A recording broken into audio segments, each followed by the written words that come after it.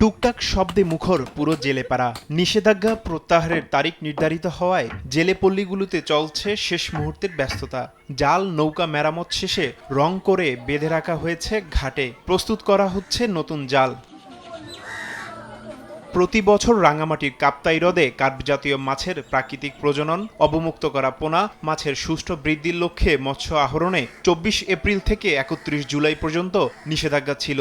10 দিন বাড়িয়ে 10 আগস্ট পর্যন্ত নিষেধাজ্ঞার সময়সীমা নির্ধারণ করা হয়। দীর্ঘ 105 দিন পর আগামী 10 আগস্ট কর্মহীন জীবনের অবসান ঘটাতে প্রহর গুনছেন জেলেরা। 3 মাস কাপ্তাই হ্রদের মৎস্য আহরণ বন্ধ ছিল, এখন 10 তারিখ থেকে মাছ মারা খুলবে।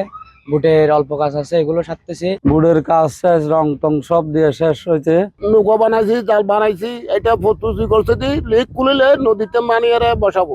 শুধু জেলেপাড়া নয়, কর্মচঞ্চল হয়ে উঠেছে জেলার সবথেকে বড় মৎস্য অবতরণ কেন্দ্র বিএফডিসি ঘাট। প্রস্তুত করা হয়েছে পল্টুনো। অনেক মানুষের কর্মসংস্থান হবে, মানুষের একটা চাঞ্চল্য সৃষ্টি হবে। ড্রাম কাটাইয়া প্রস্তুতি নিচ্ছি সবকিছু এবং বোট রেডি করছি। পূর্ব ঘোষিত ঘোষণা এসব অনুযায়ী মনে করেন আমাদের এখন বর্তমানে কমপ্লিট, আমাদের প্রস্তুতি শেষ। সব পক্ষের সঙ্গে আলোচনা করে প্রথম পর্যায়ে অতিরিক্ত মাছ আহরণ ও অপচয় রোধে অবতরণের সময়সীমা নির্ধারণ করা হয়েছে, জানালেন বিএফডিসির কর্মকর্তা।